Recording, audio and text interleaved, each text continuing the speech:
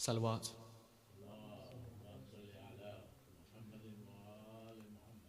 بسم الله الرحمن الرحيم.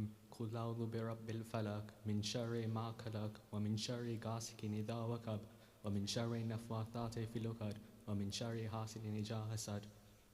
صلوات. الفاتحة.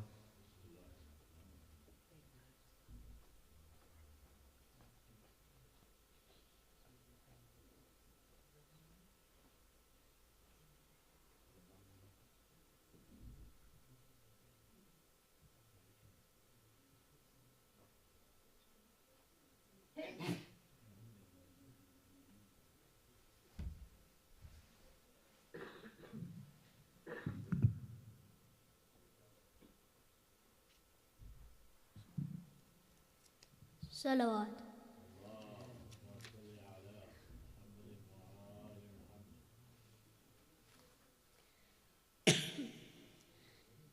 اما فضا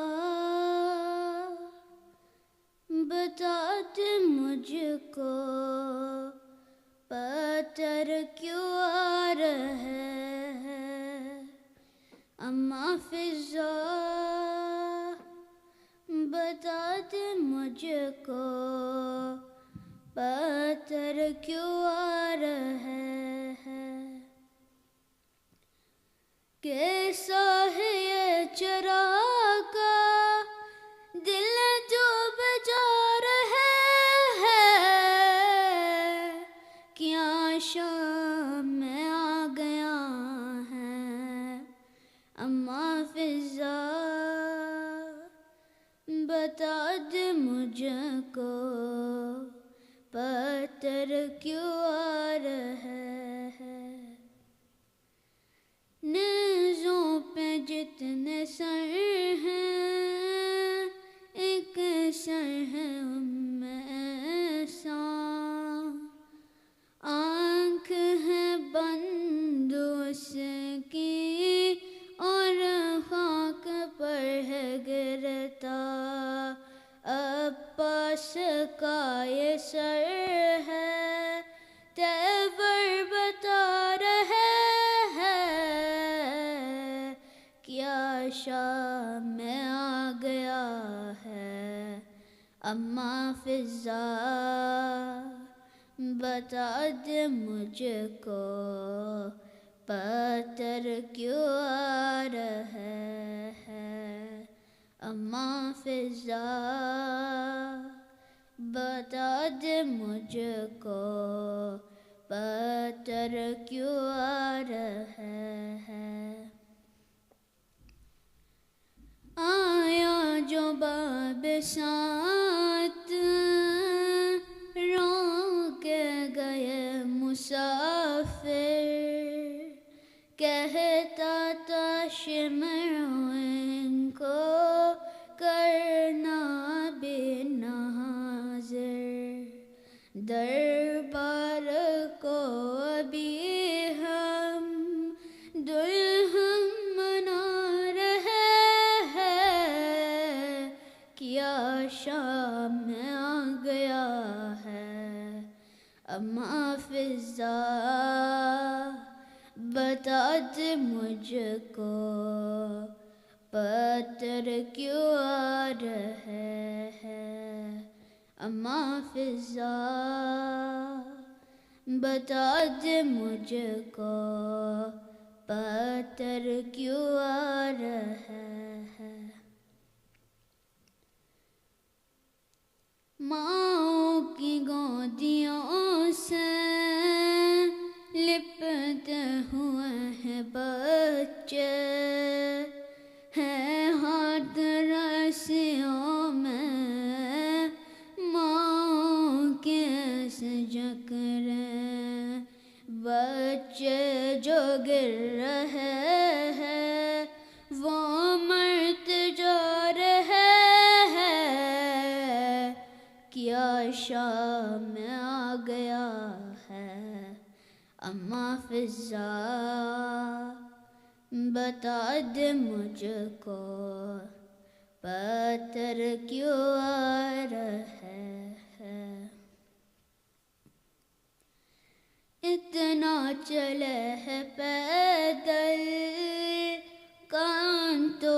سار کہتی تھک جاتی چلتے چلتے چلتی اگر زمیں بھی پیروب کے آب لبی آنسو بہا رہے ہیں کیا شام آ گیا ہے اماں فضا بتا دے مجھ کو پتھر کیوں آ رہا ہے اماں فضا بتا دے مجھ کو پتھر کیوں آ رہا ہے نیزوں پہ جتنے سر ہے ایک سر ہے ایسا آنکھ ہے بند اس کی اور خاک پر ہے گرتا عباس کا یہ سر ہے تیور بتا رہے ہیں کیا شام میں آ گیا ہے اماں فضا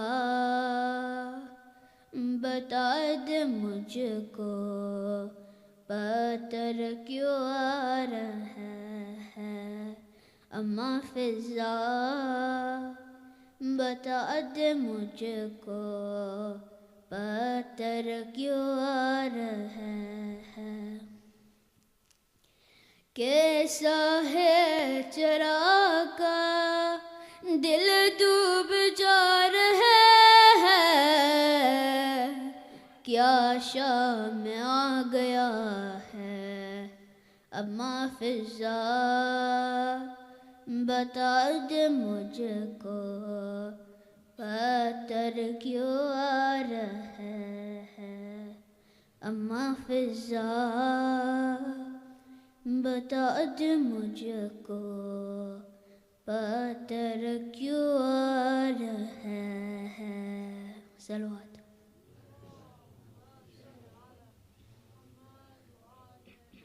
سورة المباركة الفاتحة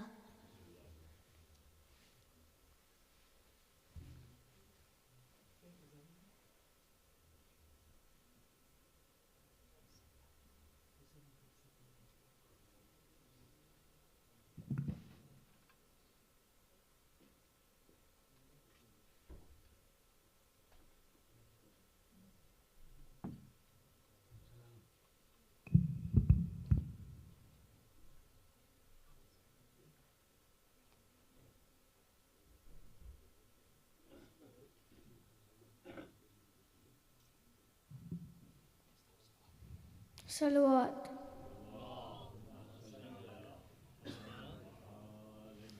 The elders, brothers and sisters, Assalamu alaikum.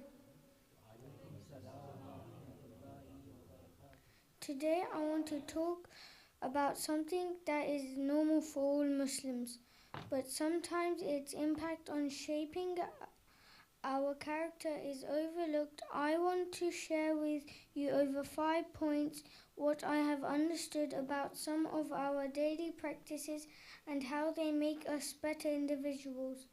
Number 1, the power of prayer. Our 5 daily prayers are not just rituals, they are moments of connection with Allah subhanahu wa ta'ala.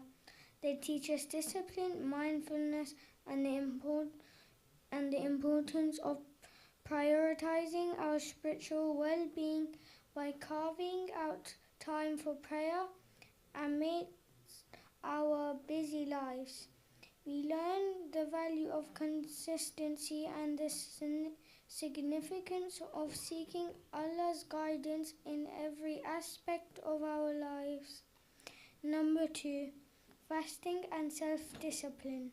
As Muslims, we have a whole month dedicated to fasting, as well as many special days for fasting throughout the year. Fasting isn't just about not having food or drink. It's about self-discipline and empathy When we feel hunger and thirst, we are reminded of those less fortunate. This experience teaches us gratitude for our blessings and instills in us the discipline to control our desires. Number 3, giving to charity. Islam places great importance on helping those in need. The obligatory act of giving zakat and the voluntary act of sadaqah teach us empathy and generosity. By parting with a portion of our wealth, we cultivate a sense of responsibility towards others. These acts of charity remind us that our wealth is a trust from Allah and it meant to be shared with those who are less fortunate. Number 4, lessons beyond the rituals. While these practices have their root in religious rituals, their impact extends far beyond our prayers, fastings, and charitable acts. The self-control we develop during fasting helps us control our anger and impulses in daily life. The empathy gained through acts of charity translates into how we treat our neighbors, friends, and colleagues. Number 5, conclusion. In conclusion, my dear brothers and sisters, let us remember that Islam is not confined to the walls of a mosque or the pages of a holy book. It is a way of life that shapes our character and influences our actions. Our daily way of life that shapes our character and influences our actions. Our daily practices instill in us discipline, empathy, and a strong connection with Allah subhanahu wa ta'ala. Let us embrace these lessons beyond the rituals, allowing them to guide our behavior, decisions, and interactions. As we move forward, let's strive to embody the lessons we've discussed today. May our prayers, fasting, and acts of charity continue to mold us into better individuals who contribute positively to our families, communities, and the world at large. Thank you and Jazakallah khair. Al-Fatiha.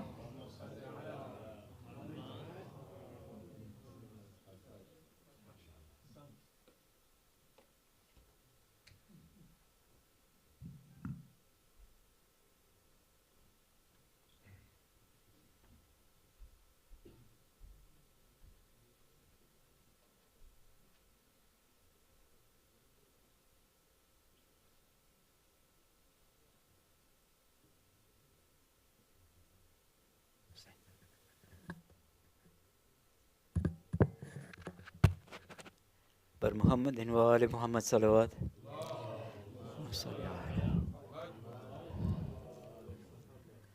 Assalamu alaikum jamia wa rahmatullahi wa barakatuh. Mu'minin, today's Ruhani Majlis announcement. Majlis has been sponsored by the family of Maroom Ramzan Ali Muhammad Ali Walji for the Isale Sawab of Maroom Ramzan Ali Muhammad Ali Walji, Maroom Muhammad Ali Bhai Walji, Maruma Shirin Bhai Muhammad Ali Walji, Maruma Maryam Bhai Muhammad Ali Walji, Maruma Salma Bhai Walji, Maroom Ali Bhai Bhimji, Maruma Kulsum Bhai Bhimji, Marumins of Walji family, Marumins of Bhimji family, and Kul Marumins. You are humbly requested to recite Surah Fatiha for Kul Marumins. Al-Fatiha. Bismillah.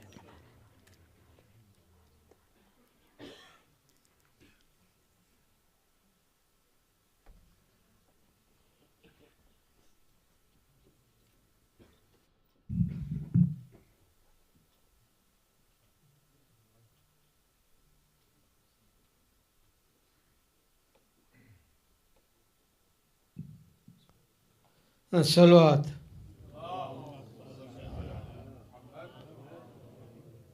नारे तकबीर, नारे रिसालत, नारे हैदरी।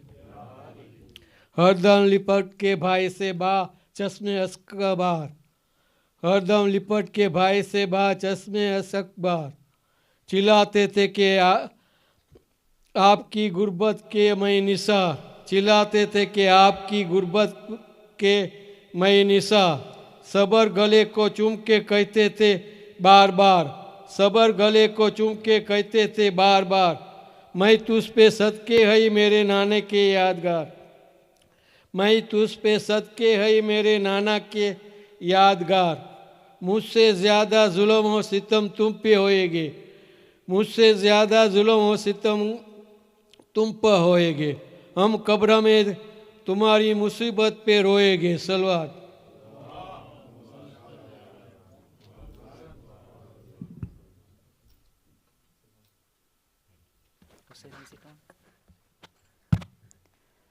पर Muhammad wa ali Muhammad salawat.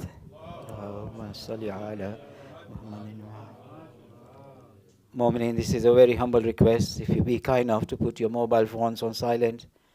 And also another humble request that as soon as Sheikh Mohammed Nuru is on the member, please be seated throughout the majlis. It will be highly appreciated.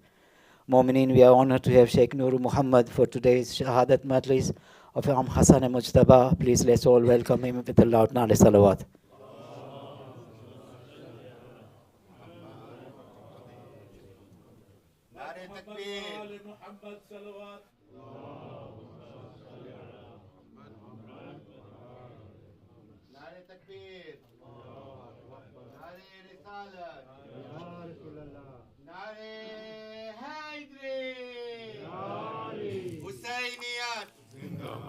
Mohammed wa ali Muhammad salawat. Allahumma salli ala Muhammadin wa ali Muhammad wa ajil. Rahmallahu man yakra'u al-Fatiha. Bismillah ar-Rahman ar-Rahim. Alhamdulillah. Ar-Rahman ar-Rahim. Maliki yawmiddin.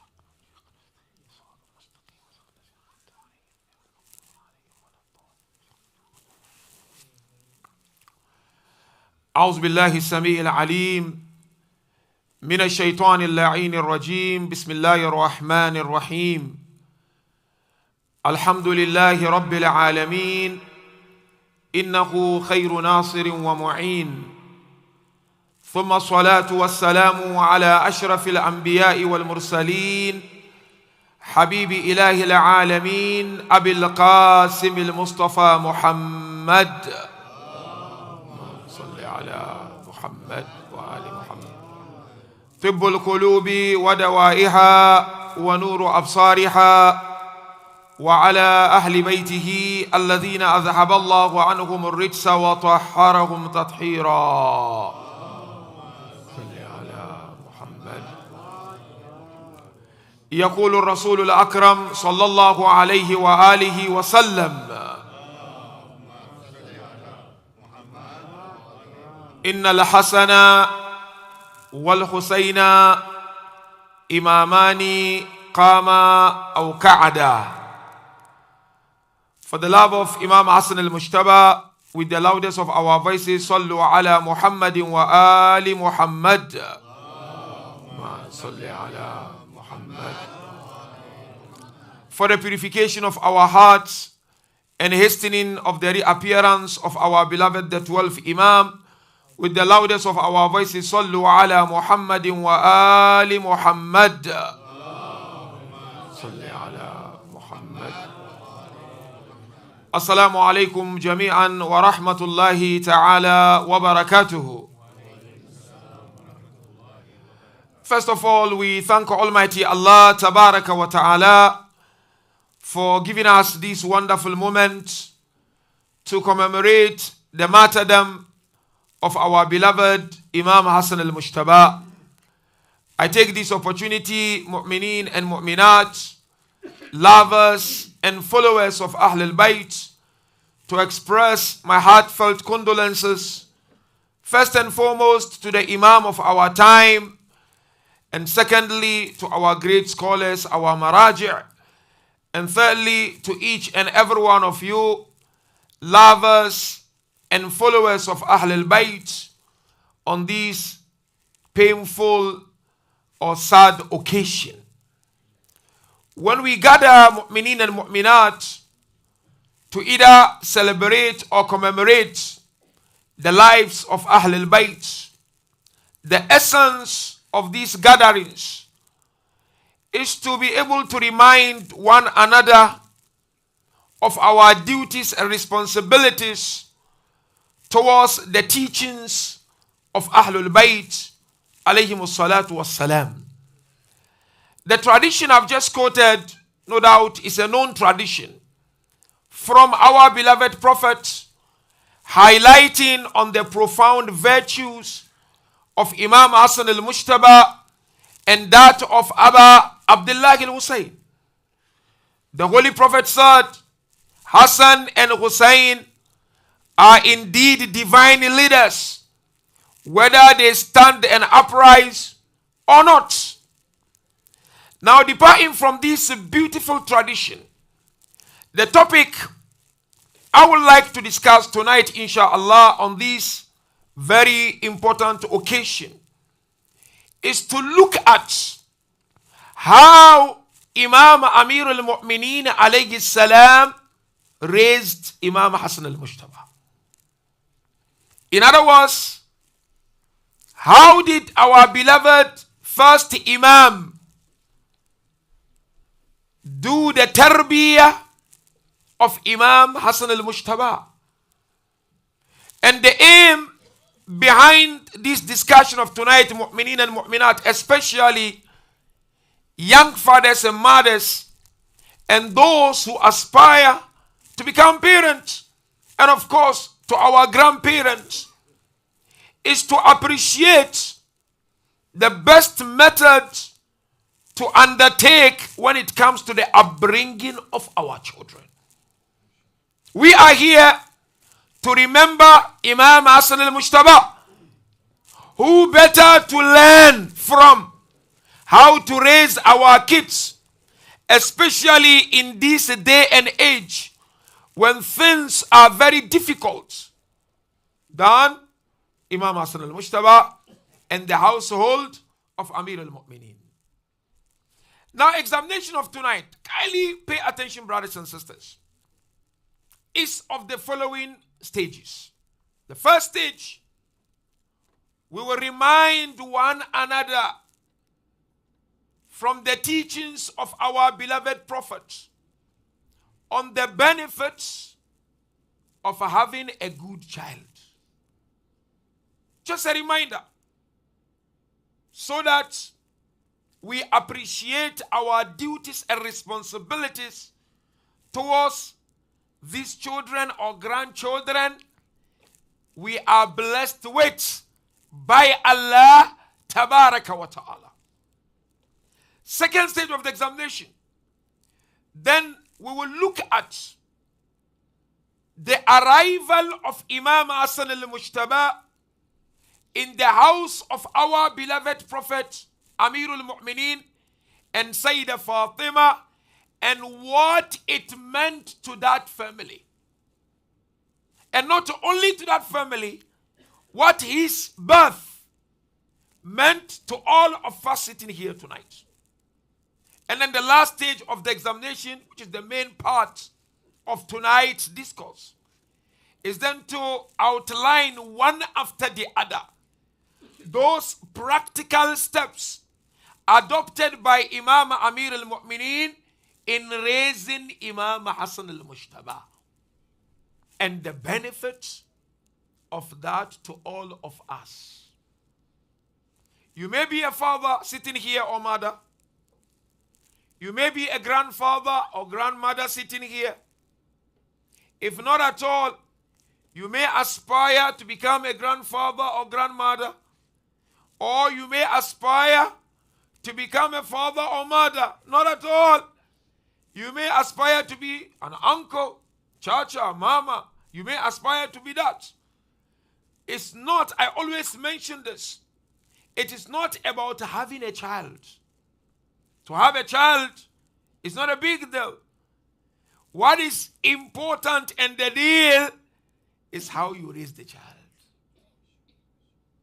We want to have children who will represent Ali al-Asghar alayhi salam. We want to have children who will represent Sakina alayha salam.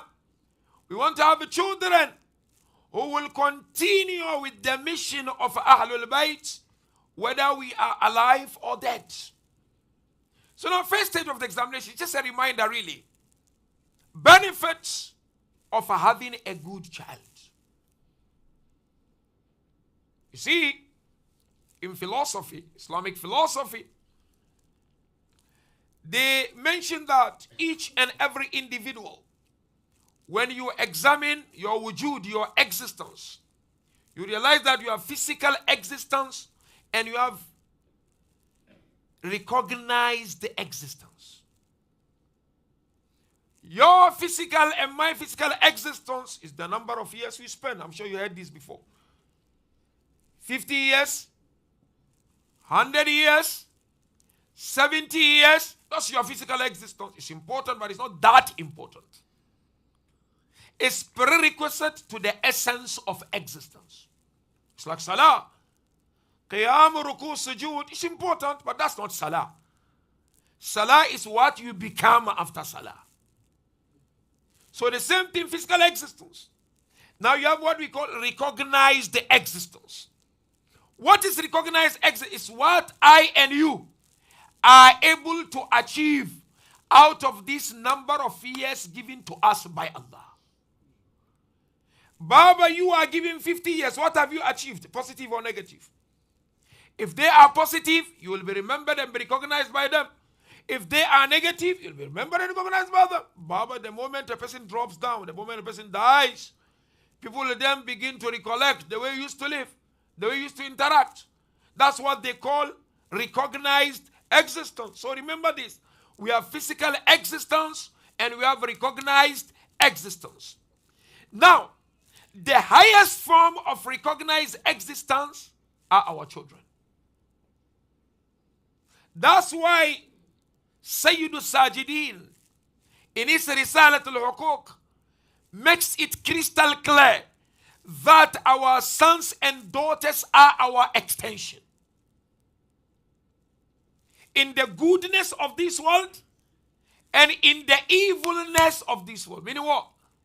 If I give them good tarbiyah, I will benefit from it. They will not only benefit from it. Likewise, if I don't pay attention, I think only bringing money is enough. I don't invest time with my children. May Allah forbid they go out of the way. They're not going to only suffer the pain. You are also going to have the pain. Even our communities will have the pain. That is why it's important as parents, as grandparents, either currently or aspiring to become, to understand the difference between these three things. Ri'aya, ta'aleem, and tarbiyah. These are three important terms we need to reflect on as people, as parents. Ri'aya, what is ri'aya? Ri'aya simply means you provide sustenance to your children. Yes, it is your wujub to provide. That's ri'aya. You take them to school, for example. You provide them with accommodation, for example. You take care of their health. This is ri'aya. But we have what is called ta'aleem. Ta'aleem is to give them information. It is also your duty. But the most difficult one is tarbiyah. That's why we are discussing the tarbiyah of Imam Hasan al-Mujtaba. Tarbiyah simply means to develop the potentials of our children. That's tarbiyah. And here we're talking of developing our children spiritually so that they continue to be proud of their religious identity. We are not living in normal times, my dear brothers and sisters. It's not easy in this day and age. Tarbiyah is an act, or an art rather. Tarbiyah is professionalism. Tarbiyah requires investment. Now come with me on this journey. Please pay attention, brothers and sisters. Look at some of the benefits of having a good son or daughter from the Islamic perspective, and then we'll look at how do we achieve that. First one is a simple tradition. We all know this tradition very well. From our beloved prophets, that al-waladu salih rayhanatun min rayahin al-jannah wa rayhanataya min ad-dunya al-Hasan wal-Husaini. That a good child, remember, having a child is something else, and having a good child is something else. Now the Holy Prophet is telling us, a good child, a good son, a good daughter, they are the ornaments and the bundles of heaven. And my ornament and bundles of this dunya are Hasan and Husain. Another tradition, just pay attention to these traditions. The Holy Prophet tells us, min sa'adatil mar'i an yakuna lahu waladun salih. If you're looking for the signs of success in life, the Holy Prophet tells us one of the major signs of success in every individual's life is when you have a good son or good daughter. That's a sign of success. That you have delivered. That you have achieved. One tradition, you know, Imam Ja'far al-Sadiq, salawatullahi wa salamuhu alayh.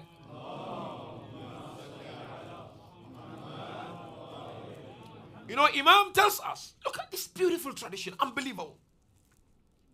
إِذَا أَرَادَ اللَّهُ بِالرَّجُلِ خَيْرًا, one tradition. He said, لَمْ يُمِتْهُ حَتَّى يُرِيَهُ الْخَلْفَ.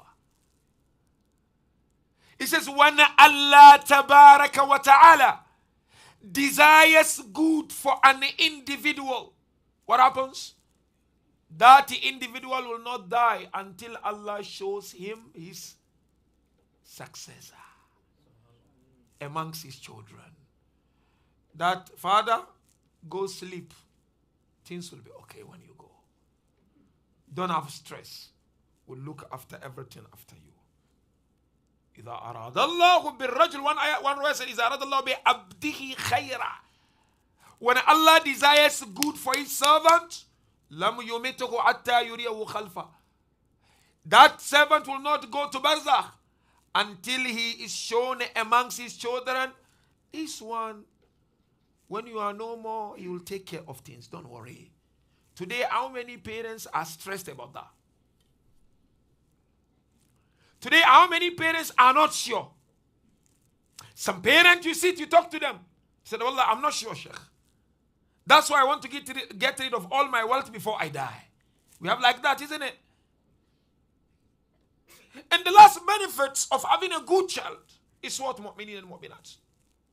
Wallah, raising a good kid is one of the simplest means of getting into heaven and seeking proximity to Allah.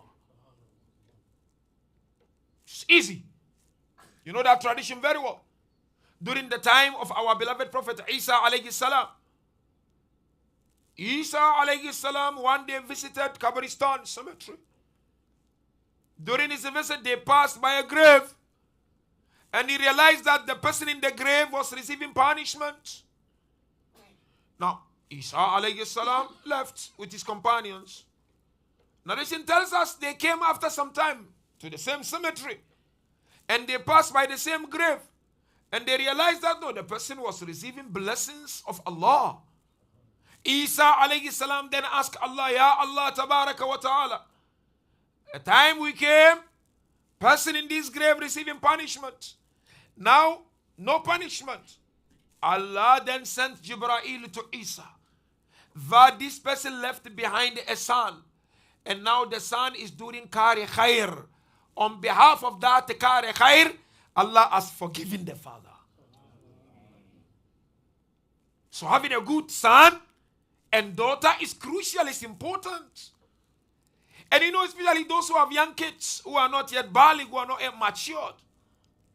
The biggest benefit of it is that when your sons and daughters, traditions of the Prophet, they perform any good act, be it charity, be it salah, be it fasting, be it attending majlis, the entire rewards are given to the parents. Yes, it shapes the personality of the kids. It ensures that they grow very well.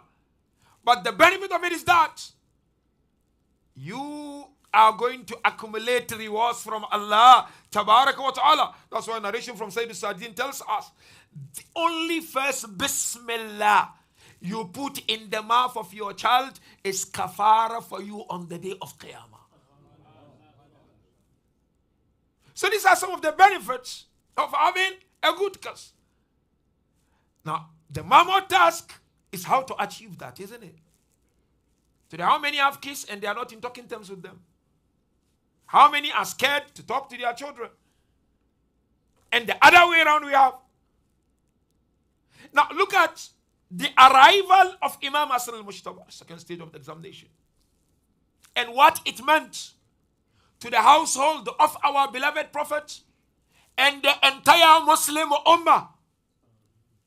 You know, his birth and arrival is at least of 3 dimensions. Athar. The first athar is atharu ijtima'i, social dimension, social benefit.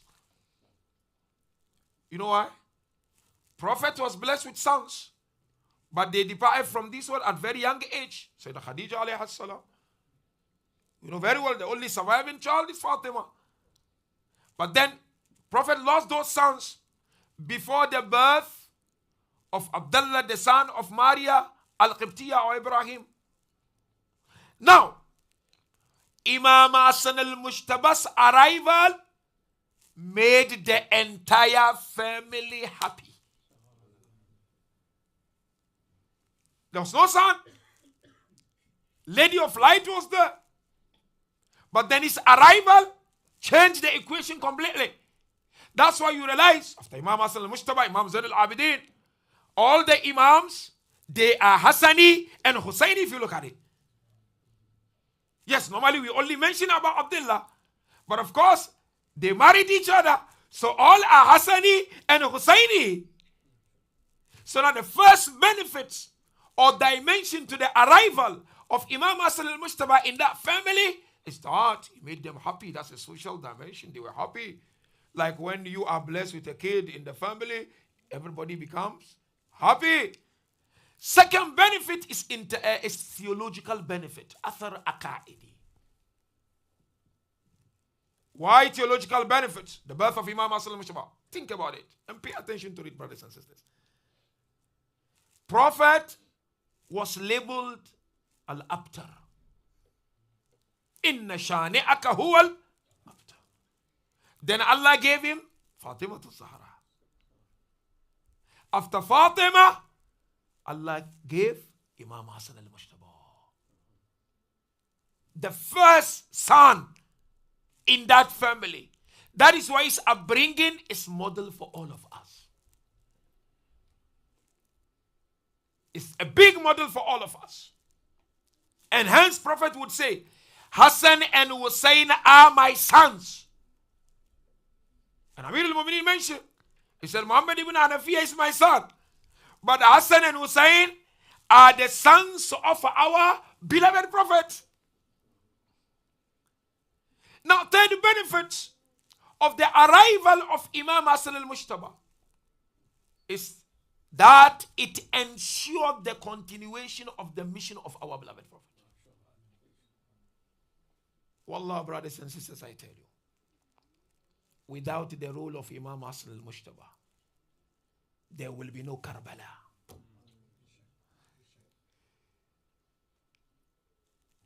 Abu Abdullah respected and honored the Imam of his time. You know the Imam of his time? Imam Hasan al-Mujtaba. And at this point, let me invite you. Let us focus on how Amir al-Mu'minin molded Imam Hasan. How did he do the tarbiyah? Have you ever thought of that? Yes, they are masumin, I agree 100%. They are silsilatul tarbiyah, they are golden chain. But Ahlul Bayt alayhimus salam paid special attention to the upbringing of their children. And really today, mu'minin and mu'minat, if there is one thing I and you need to pay special attention to, is the upbringing of our children. Because our children in this day and age are exposed to different environments. And each of these environments influence the personalities and the makes of our children. First environment, is the house environment. If you make it a house of God and Ahlul Bayt, it affects the children. Likewise, if the house is not Islamic environment, it's music and justifying it, it's gossip and justifying it, it is an environment which can either make our children or break them. Second environment we need to be aware of before we look at the model is social media. There are parents today, when children throw tantrums, what do? They throw phones to them or gadgets. And children, Allah has blessed them with fuduli, inquisitive mind. They will try to experiment everything. And sometimes in trying to experiment, they end where they are not supposed to get to. So social media is an environment. Don't you think that you are the only one doing the tarbiyah? Social media is also doing the tarbiyah of our kids. It will either contradict the effort you are making or complement to some extent, maybe. That's another environment we need to be aware of, isn't it? The next environment we need to have a school. School environment. Whether they go to public schools or they go to private schools, wherever they go to school, school is an environment. It can either make our children or destroy them completely. That's why we need to be present in the education of our children.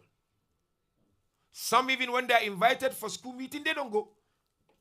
It can make your children will break them. Sometimes children's behavior are brought from school. It's an environment. Another environment is madrasa, our madrasa. I always ask this question, really, because I don't have the answer properly. Habibi, our sons and daughters go to madrasa, say every Sunday. Some communities every Saturday. Mullah, how many hours? 3-4 hours, madrasa. Kusha, done. 3-4 hours. And they go to school Monday, Tuesday, Wednesday, Thursday, Friday. Each day, how many hours?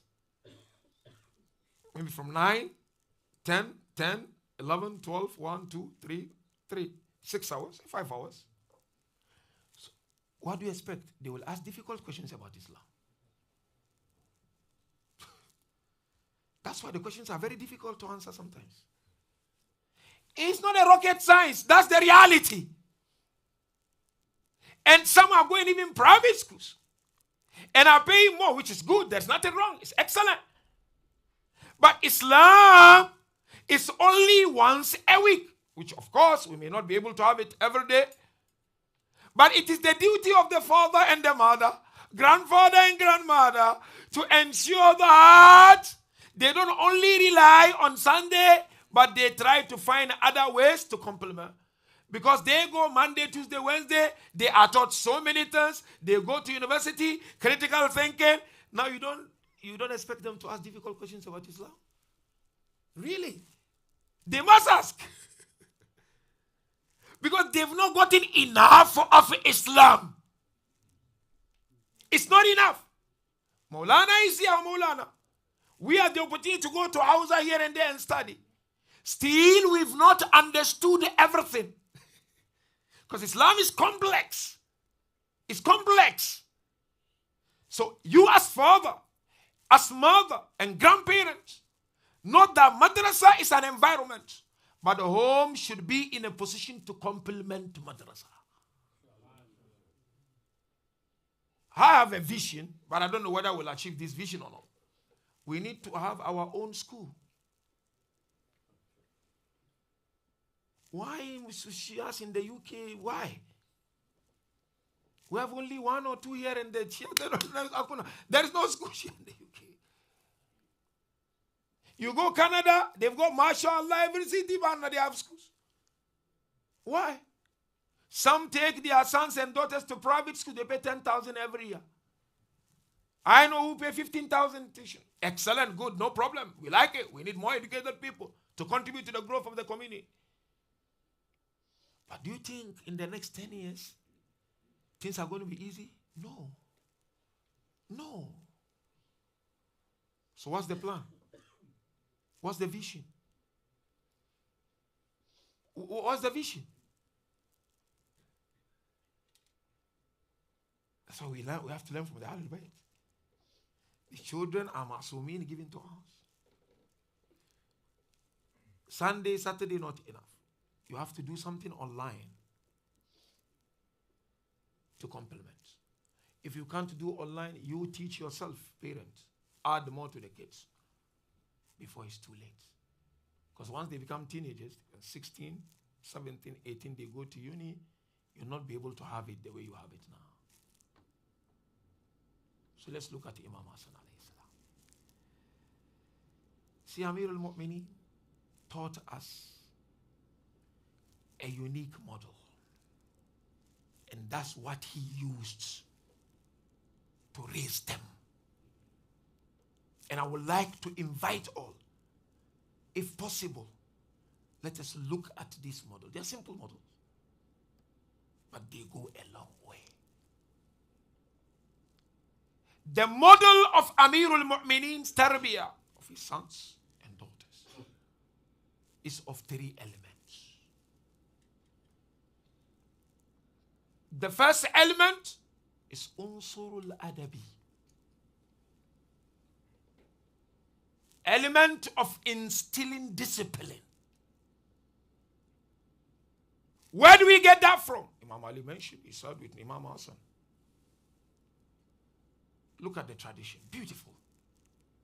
He said, "Innama qalbul hadath kal ardil khaliya, kullama ulkiyat fiha shay kabilathu, fabadartuka bil adabi qabla an yaksu qalbuk wa yanshagilu lubbuk." Allahu Akbar. Amir al-Mu'mineen. He sat with Imam Hasan as young as Imam was. And he said to him, "My beloved son," just pay attention to this tradition, mu'minin and mu'minat. Note that the heart of a young child or kid is like a fertile ground. Whatever you plant in, it grows. Then look at the end. He said, "Fabadartuka bil adab." He said, "Oh Hasan, I was in a hurry. I was in haste to instill discipline in you before your heart becomes rust." I'm rusted. Amir al-Mu'minin said to Imam Hasan, Imam Hasan is ma'soom. He said, "Qabla an yaksu kalbu," before your heart becomes hard, I first made sure that I instilled discipline in you. Then he said, "Wayanshagilu lubbuk." I did so before your mind becomes busy. How many of us sit with our kids and instill discipline in them? Discipline doesn't mean strictness, law. Discipline simply means instilling values.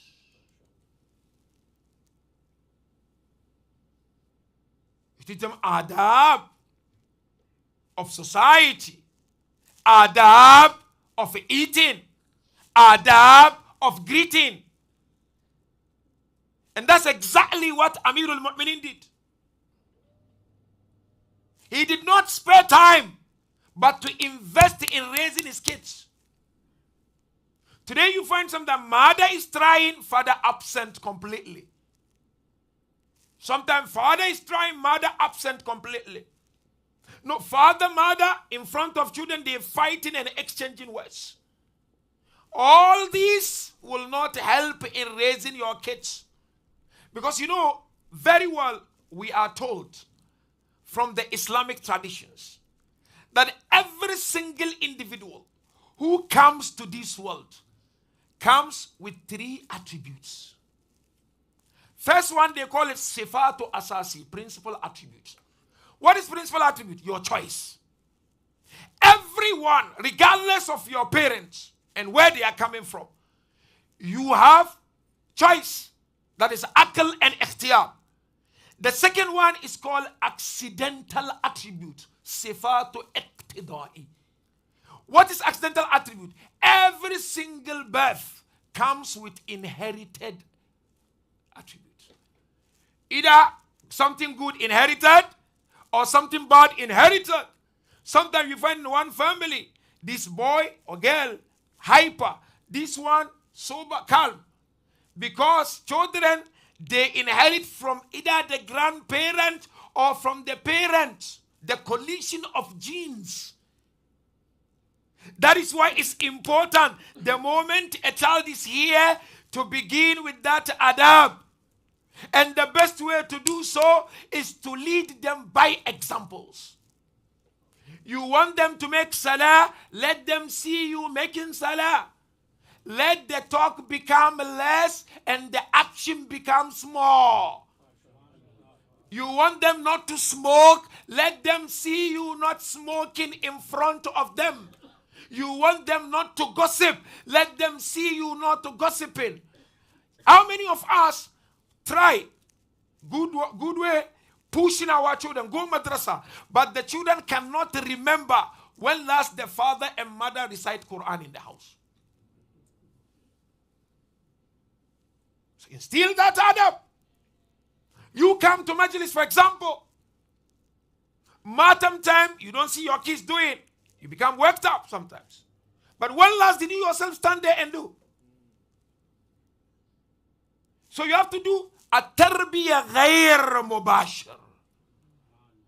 Indirect way of upbringing the kids is of great importance.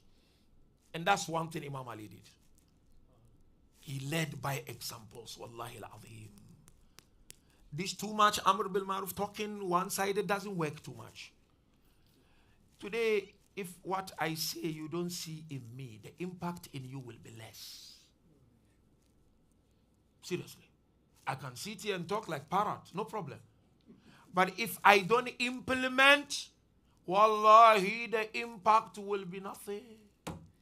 Imam Jafar tells us, Al-alimu man idha nadarta ilayhi yudhakkiruka al-akhirah. A true scholar is the one. Just looking at that person alone reminds you of Allah and akhirah. Parents should be like that. You become role models for your kids. That they know with father, Quran, Salah, Azadari, love for us is there. Because charity begins out of this. That's number one.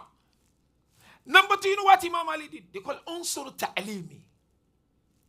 Imam alayhi salam did not only instill adab, no. Imam ensured that they were taught. You know what will he do, Imam Ali? They will send Hasan and Husaini to the mosque of the Prophet. Said, go sit where wahi is being recited, Quran. These are masumin. Said, go sit, learn the Quran, listen. And what would happen? When they would go back home, Sayyidah Fatima would ask them, sit and repeat what you heard from the mosque. Allahu Akbar. Allahu Akbar. Today in some communities, madrasa is like a babysitting place. Father, mother want to chill on Sunday or Saturday, and then they say, you go to madrasa. Muhammad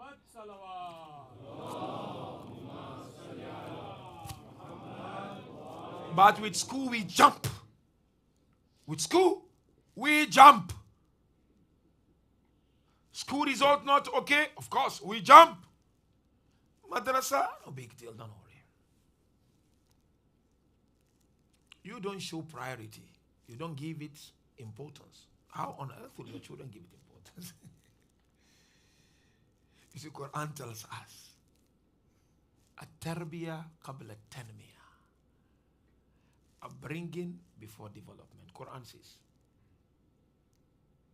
"Ba'atha fil ummiyina rasulan minhum yatlu alayhim ayati wa yuzakkihim wa yu'allimuhum al-kitab." First, yuzakkihim, then yu'allimuhum al-kitab. Yani Allah sent this messenger to us to do what? To purify them and to teach them the book. Purification means tarbiyah. Today we do the opposite. I want you to become a lawyer. I want you to become an accountant. Excellent in stealing them. But what last did you say? I want you to become Hafiz of Quran. How many Hafiz of Quran we have in our communities? I'm not saying we don't have, but I don't know anyone. I'm sure we have. But how many? How many in our community memorize Nahjul Balagha? Children, they've got great potential, Habibi. We should not waste their potentials. So Amirul Mu'mineen will send them, go listen. Go sit and learn. But these are ma'sumin. Their knowledge is ilmul ladunni. It's knowledge by presence.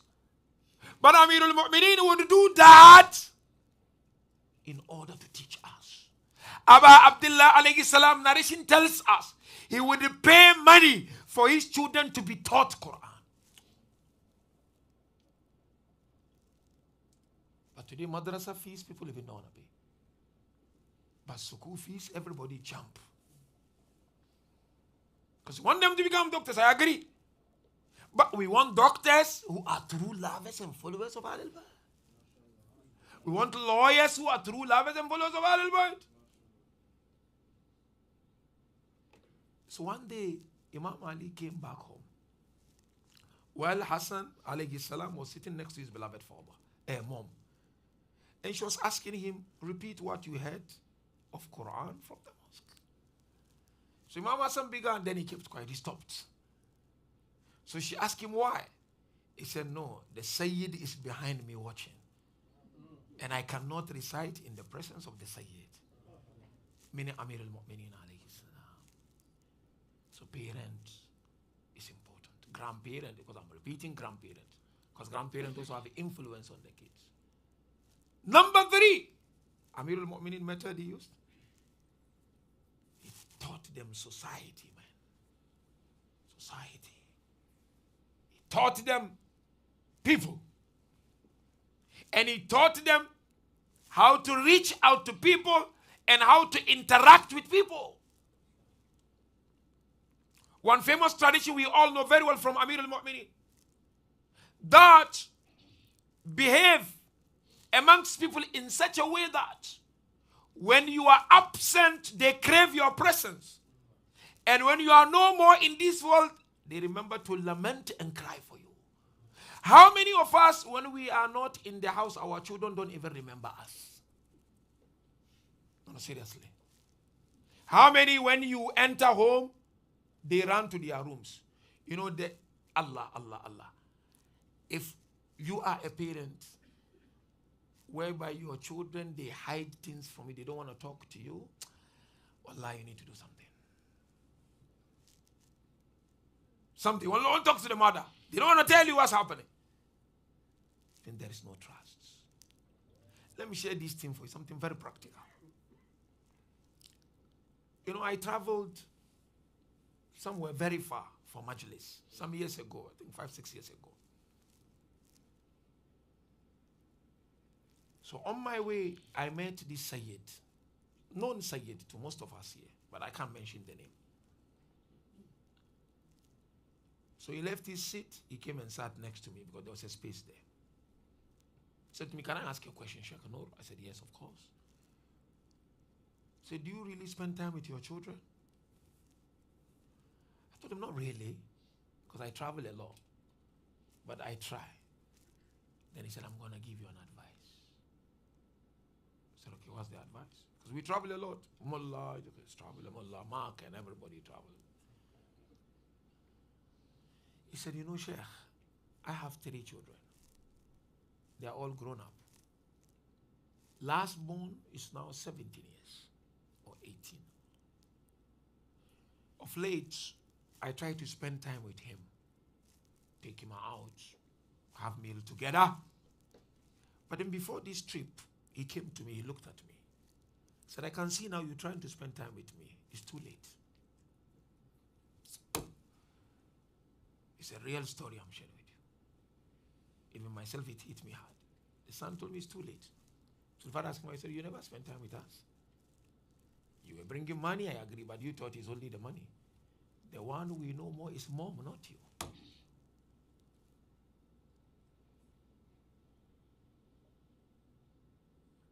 Your children need you. Wallahi. So Imam Ali taught them society.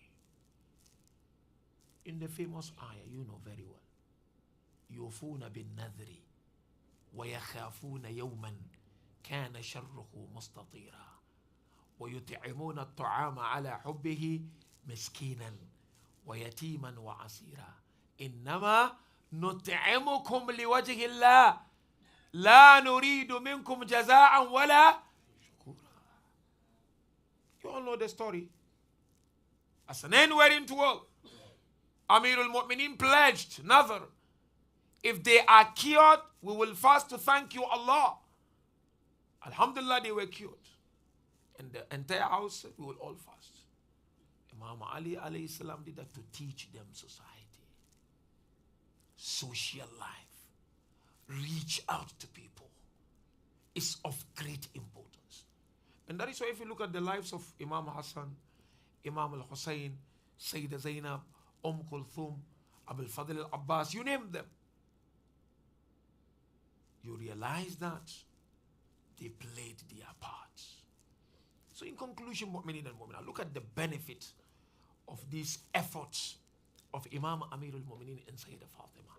And as I said, my aim really is to remind myself first and foremost, and to remind all of us here, especially those who are blessed with children, it is never enough. The time you spend is never enough. Prophet said, Julusuka inda ayalik ahabbu ila Allahi. One narration says, ahabbu ilayya min i'tikafika fi masjidi hadha. He said, you sitting next to your family to instill those values is so dear to Allah. One version said, it's so dear to me than making a i'tikaf in my mosque. Let's take care of our children before it's too late. The world is not the way you think. It is not the way it's supposed to be. Some years ago, I wasn't in this dunya though. Every child is everyone's child. But today, he's selfish, isn't it? So parents, there is nothing to panic about. But it's to work hard. Educate yourself Islam so you can instill in them. And in conclusion, you see Imam Hasan, alayhi salam, mu'minin and mu'minat, Allahu Akbar. Look at his akhlaq. And his charitable hearts. Somebody came, knocked his door. Wallahi. Knocked the door. You know what happened? He came out with head looking down, face looking down. And he gave him something. So the person said, you're not looking at me. He said, no, we do not look at you so you feel belittled. Allahu Akbar. He taught him. Likewise, somebody came to him in Medina.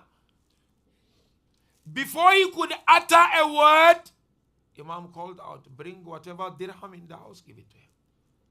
But then he said, Imam, why don't you wait for me to say something? How did you know what I want? He said, no, why should I belittle you by asking you, by waiting for you to say something? Today people will wait for you to narrate the whole story and they said, I wish you came last week. And you come last 2 weeks. The same answer. But we need to learn the akhlaq of Ahlul Bayt alayhi salatu wasalam. And you realize that man who came from Sham, he met Imam Hasan in Medina and he began to abuse his personality and that of Amir al-Mu'mineen. You know the story. Imam Hasan looked at him. He said, Azunnuka Gariba. I think you are a stranger here in Medina. Do you need water? We have water for you. Do you need something to wear? We have something for you. Do you need a place to stay? We have a place for you. What did he say to us then? He said, now I know Allahu ya'lamu haythu yaj'al risalata.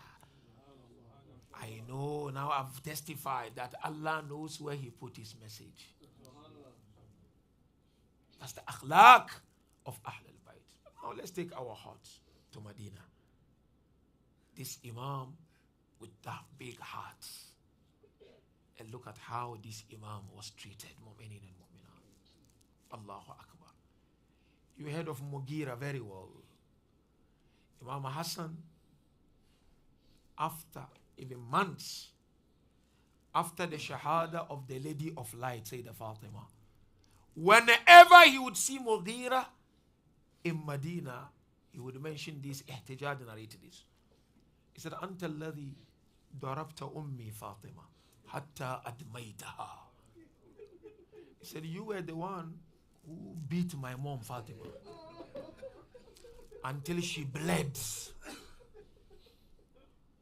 Whenever he would see Mughira, he will mention this. You know why? When Sayyidah alayha salam went to the mosque to render that powerful sermon of Sadaq, on her way back home, Hasan on her right, Husain on her left, Mughira appeared from behind and slapped on the right eye of Fatima al-Zahra. That is why Imam Hasan al-Mujtaba would always remember how the eye was blocked by clot of blood. That's the first musibah of Imam Hasan al-Mujtaba alayhi salam. That Imam Hasan al-Mujtaba witnessed how they broke the ribs of Fatima al-Zahra. Allahu Akbar. That is why Fatima al-Zahra would say to Amir al-Mu'mineen alayhi salam, when giving her last wasiyah, Ya Ali, take care of the orphans. Even when Amir al-Mu'mineen went to bury Fatima al-Zahra, he stayed there as per her wasiyah, reciting verses of the Holy Quran.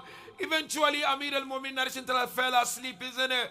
But in that sleep, Sayyidah Fatima said to Ali, go back home and look after the orphans.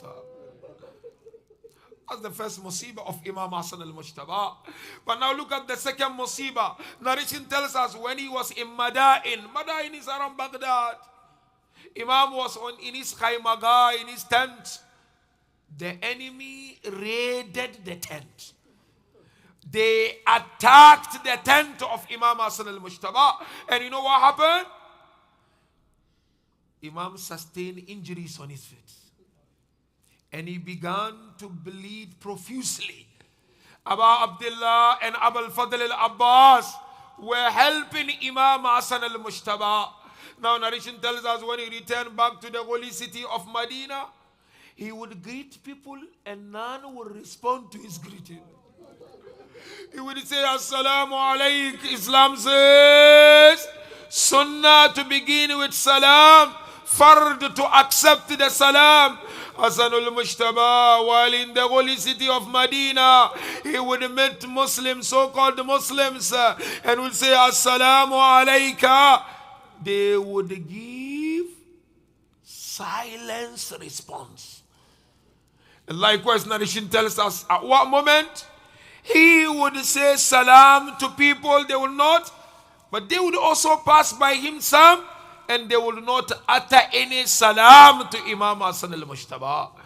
But mu'mineen and mu'minat, wallahi, I tell you, the musibah of Imam Hasan is one of painful masa'ibah.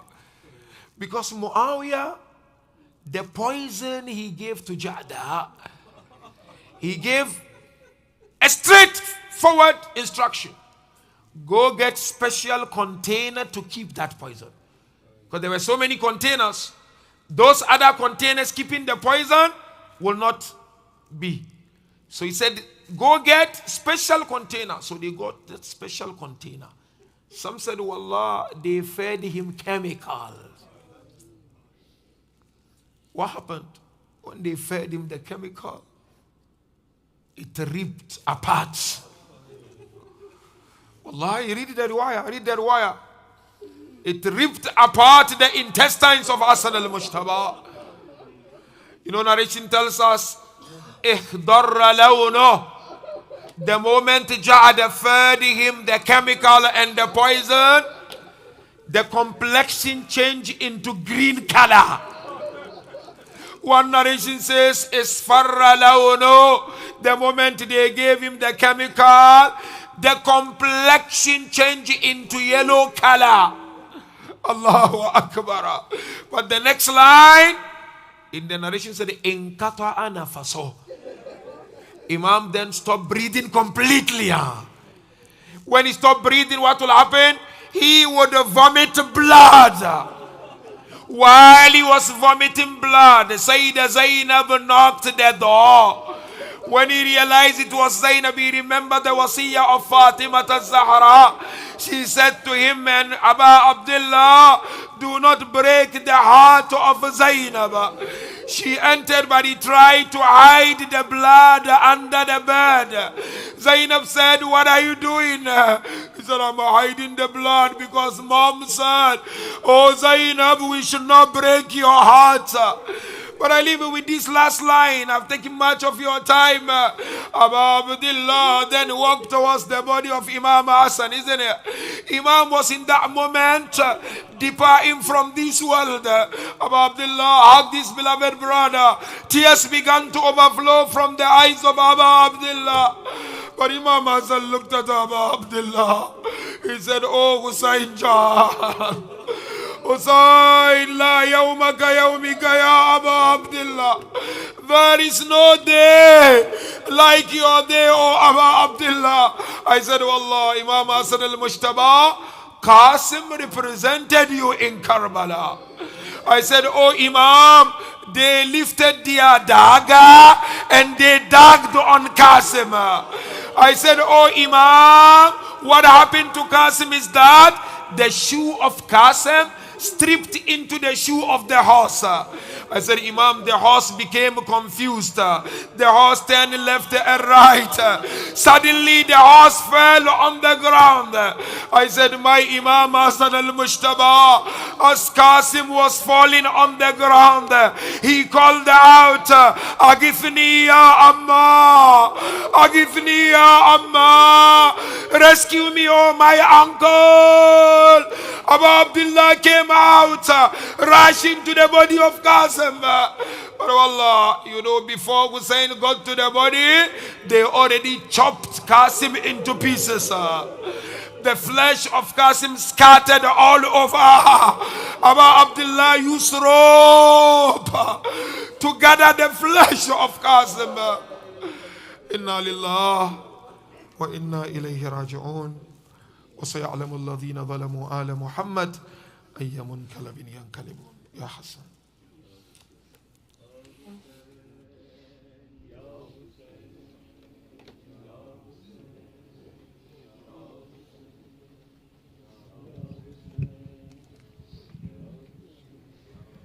Paika बरस रहे हैं ताबूत पर हसन के पैका बरस रहे हैं ताबूत पर हसन के उम्मत मिटा रही है आसार جتن کے، اور بابا کے دل کے ٹکڑے تو نے گنے 72 ٹکڑے ہزار ہوں گے، قاسم تیرے بدن کے، اور زہرا جہاں گری تھی لاشا وہاں نہ جائے،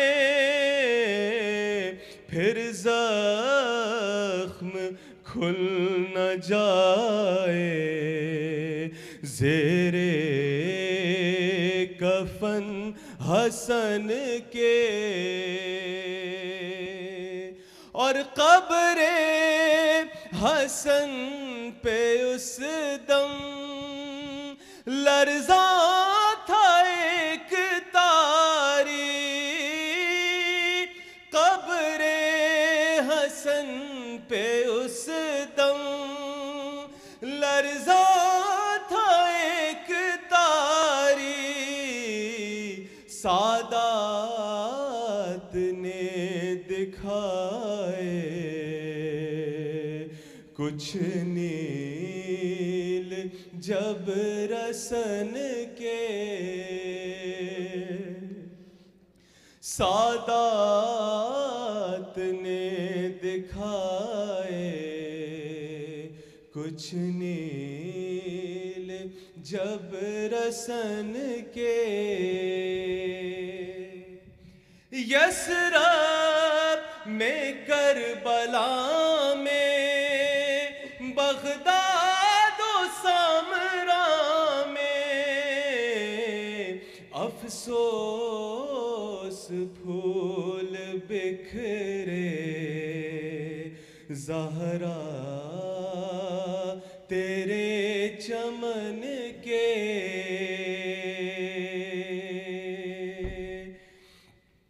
آخر کی ہچکیوں میں شبر نے رو کے چومے، شبیر کا گلا بازو بڑی بہن کے، پیکاں برس رہے ہیں تابوت پر حسن کے، یا حسین یا حسین یا حسین یا حسین یا حسین یا حسین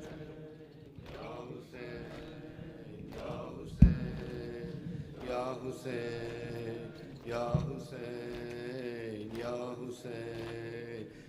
حسین یا حسین یا حسین یا حسین، اس گھڑی روئے بہت،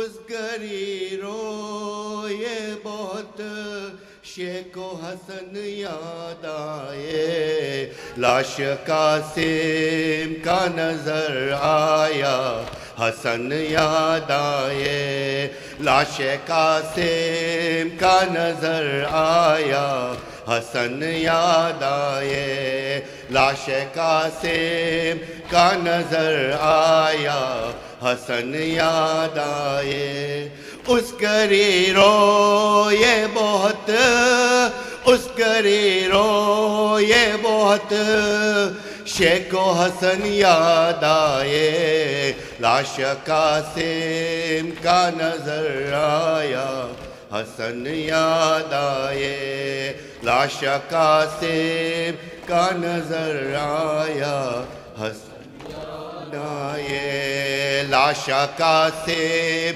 کا نظر آیا، حسن یاد آئے مہدی ارمانوں کی ہاتھوں میں لگا کر مانے مہدی ارمانوں کی ہاتھوں میں لگا کر مانے صحرا ماتھے پہ ہے صحرا ماتھے پہ سجا یا تو حسن یاد آئے لاشا قاسم کا نظر آیا حسنیا بسم اللہ ساتھ میں بسم اللہ قاسم کا نظر آیا حسن یاد آئے لاشا قاسم کا نظر آیا حسن یاد آئے ہائے قاسم نہ تیرے ٹکڑے بدن کے ہوتے ہائے قاسم نہ تیرے ٹکڑے بدن کے ہوتے ہو کے سینے سے رو کے سینے سے لگا یا تو حسن یاد آئے لاشا قاسم کا نظر آیا حسن یاد آئے لاشا قاسم کا نظر آیا حسن یاد آئے لاشا قاسم کا نظر آیا حسن یاد آئے ٹکڑے قاسم کے چنے اور عبا میں ڈالے ٹکڑے قاسم کے چنے اور عبا میں ڈالے بند کر لا شاہ بند کر لا شاہ اٹھا یا تو حسن یاد آئے لاشا قاسم کا نظر آیا حسن یاد آئے لاشا قاسم کا نظر آیا حسن یاد آئے لاشا قاسم کا نظر آیا حسن یاد آئے فیض شبیر جو قاسم کا جنازہ لائے فیض شبیر جو قاسم کا جنازہ لائے زخم تیروں کے ہے زخم تیروں کے جنازے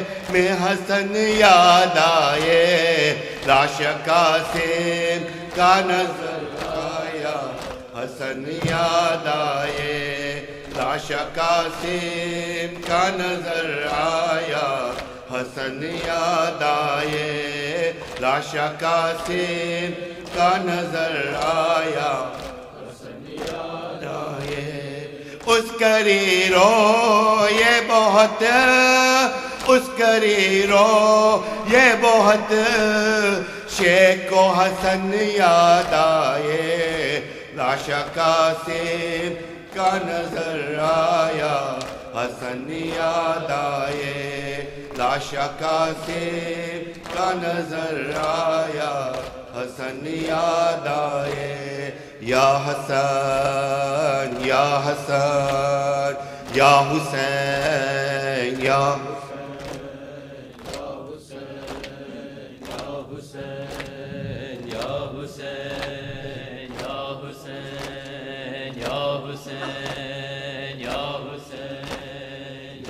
مجھے آپ کے قاتل نے ہے مارا بابا جب مجھے آپ کے قاتل نے ہے مارا بابا جب مجھے آپ کے قاتل نے ہے مارا بابا جب مجھے آپ کے قاتل نے ہے مارا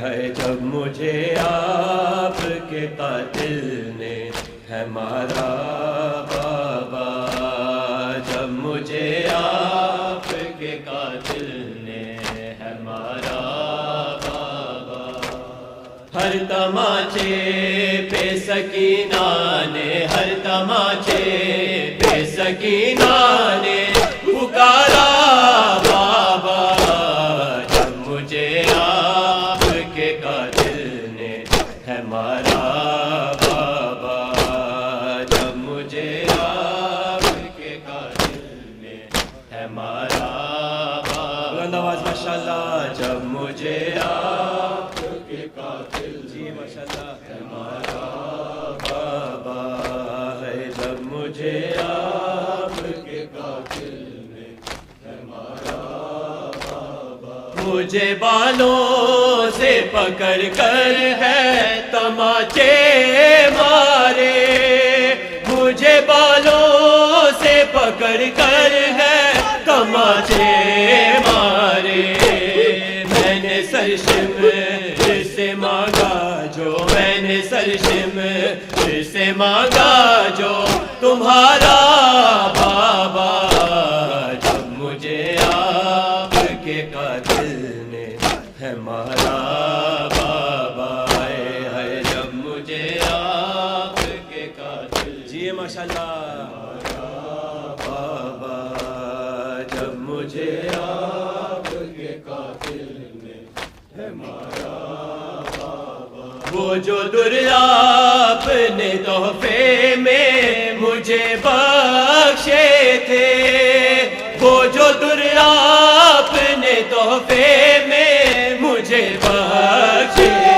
تھے، ان کو بے دردی سے ظالم نے، ان کو بے دردی سے ظالم نے اتارا بابا، جب مجھے آپ کے قاتل نے ہے مارا بابا ہے، جب مجھے آپ کے قاتل نے ہے مارا بابا، جب مجھے آپ کے قاتل نے ہے مارا بابا، آپ کے سینے پہ آرام سے سونے والی، آپ کے سینے پہ آرام سے سونے والی، سو کے اب خاک پہ کرتی ہے، سو کے اب خاک پہ کرتی ہے گزارا بابا، جب مجھے آپ کے قاتل نے ہے مارا بابا، جب مجھے آپ کے قاتل نے ہے مارا ماشاءاللہ، بلند آواز سے سب پڑھو، جب مجھے آپ کے قاتل نے ہے مارا بابا، ہر تماچے پہ سکینہ نے، ہر تماچے پہ سکینہ نے پکارا بابا، جب مجھے آپ کے قاتل نے ہے مارا بابا، جب مجھے آپ کے قاتل نے ہے مارا بابا، نوک نیزہ پہ اسے دیکھوں تو دیکھوں کیسے، نوک نیزہ پہ اسے دیکھوں تو دیکھوں کیسے، میرا اصغر تھا مجھے جان سے، میرا اصغر تھا مجھے جان سے بھی پیارا بابا، جب مجھے آپ کے قاتل نے ہے مارا بابا، جب مجھے آپ کے قاتل ہے مارا بابا ہے، جب مجھے آپ کے قاتل نے ہے مارا بابا، مر نہ جائے وہ کہیں دیکھ کے حالت میری، مر نہ جائے وہ کہیں دیکھ کے حالت میری، میں چھپا لیتی ہوں سجاد، میں چھپا لیتی ہوں سجاد سے چہرہ بابا، جب مجھے آپ کے قاتل نے ہے مارا بابا، جب مجھے آپ کے قاتل نے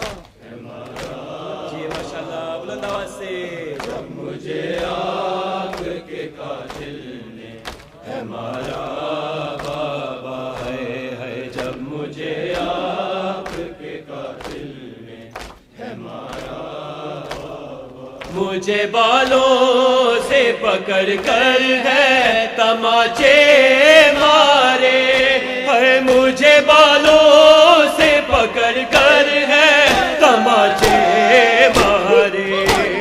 میں نے سرشمر سے مانگا جو میں نے سرشمر سے مانگا جو تمہارا بابا جب مجھے آپ کے قاتل نے ہے مارا بابا. جب مجھے آپ کے قاتل نے ہے مارا بابا ہے جب مجھے آپ کے قاتل نے ہے مارا ماشاء اللہ ہے جب مجھے آپ کے قاتل نے ہے مارا بابا. وہ جو در آپ نے تحفے میں مجھے بخشے تھے وہ جو در آپ نے تحفے میں مجھے بخشے تھے ان کو بے دردی سے ظالم نے ان کو بے دردی سے ظالم نے اتارا بابا جب مجھے آپ کے قاتل نے ہے مارا بابا. جب مجھے آپ کے قاتل نے ہے مارا بابا. جب مجھے آپ کے قاتل نے ہے مارا بابا. سورۃ مبارکۃ الفاتحہ.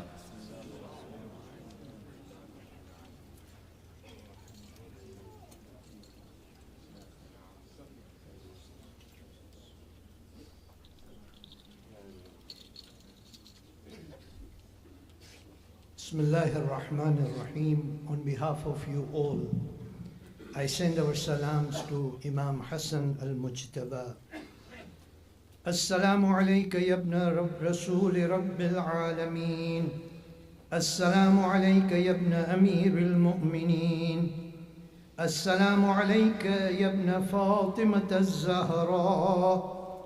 Assalamu alayka ya Habib Allah. السلام عليك يا صفوة الله. السلام عليك يا أمين الله. السلام عليك يا حجة الله. السلام عليك يا نور الله. السلام عليك يا صراط الله. السلام عليك يا بيان حكم الله. السلام عليك يا ناصر دين الله. السلام عليك أيها السيد الزكي. السلام عليك أيها البر الوفي. السلام عليك أيها القائم الأمين. السلام عليك أيها العالم بالتأويل. السلام عليك أيها الهادي المهدي. السلام عليك أيها الطاهر الزكي. السلام عليك أيها التقي النقي. السلام عليك أيها الحق الحقيق. السلام عليك أيها الشهيد الصديق. السلام عليك يا أبا محمد الحسن بن علي ورحمة الله وبركاته. السلام عليك يا سيدي ويا مولاي يا رسول الله. السلام عليك يا سيدي ويا مولاي يا أمير المؤمنين. السلام عليك يا سيدتي ويا مولاتي يا فاطمة الزهراء. السلام عليك يا سيدي ويا مولاي يا حسن المجتبى.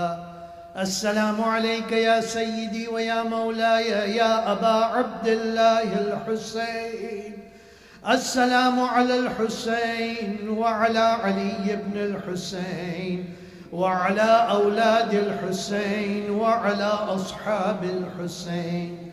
السلام على أئمة الهدى علي بن الحسين ومحمد بن علي وجعفر بن محمد وموسى بن جعفر وعلي بن موسى ومحمد بن علي وعلي بن محمد والحسن بن علي. السلام عليك يا سيدي ويا مولاي يا صاحب العصر والزمان، عجل الله فرجك وسهل الله تعالى مخرجك وظهورك، وجعلنا من أنصارك وأعوانك ومن المستشهدين بين يديك. السلام عليكم يا أهل بيت النبوة جميعا ورحمة الله وبركاته. اللهم كن لوليك الحجة ابن الحسن صلواتك عليه وعلى آبائه في هذه الساعة وفي كل ساعة، وليا وحافظا وقائدا وناصرا ودليلا وعينا، حتى تسكنه أرضك توعا وتمتعه فيها طويلا برحمتك يا أرحم الراحمين.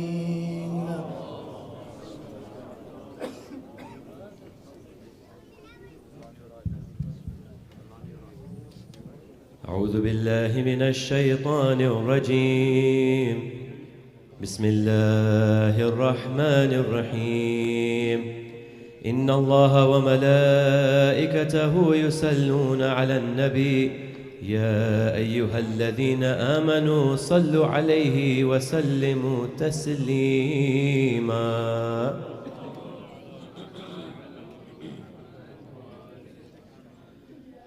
الله أكبر الله أكبر الله أكبر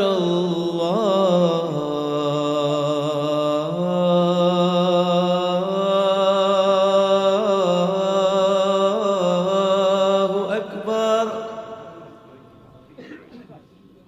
أشهد أن لا إله إلا الله.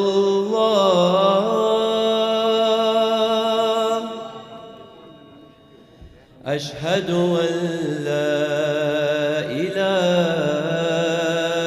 إلا الله.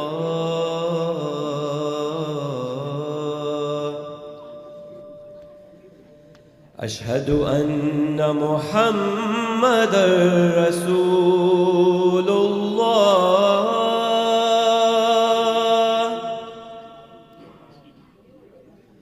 أشهد أن محمدًا رسول الله.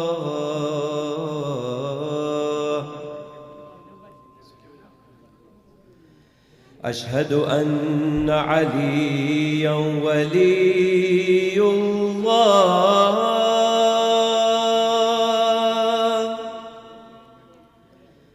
أشهد أن عليًا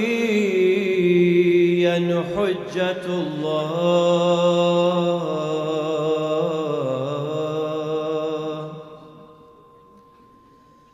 حي على الصلاة.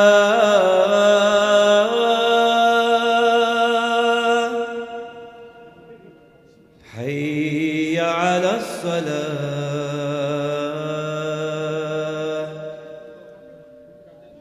حي على الفلاح.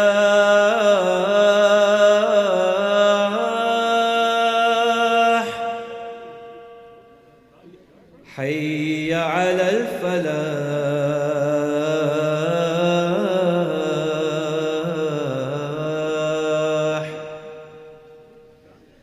حي على خير العمل. حي على خير العمل. الله أكبر الله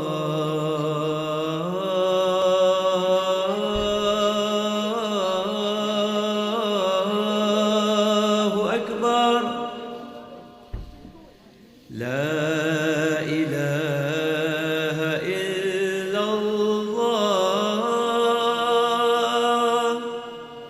لا إله إلا الله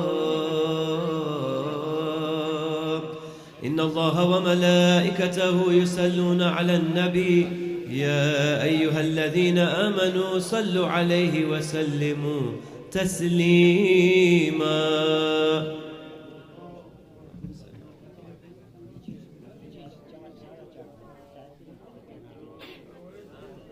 بسم الله الرحمن الرحيم اللهم اجعل قلبي بارا وعيشي قارا ورزقي دارا وعملي سارا وأولادي أبرارا واجعل لي عند قبر نبيك محمد صلى الله عليه وآله مستقرا وقرارا برحمتك يا أرحم الراحمين صل على محمد وآل محمد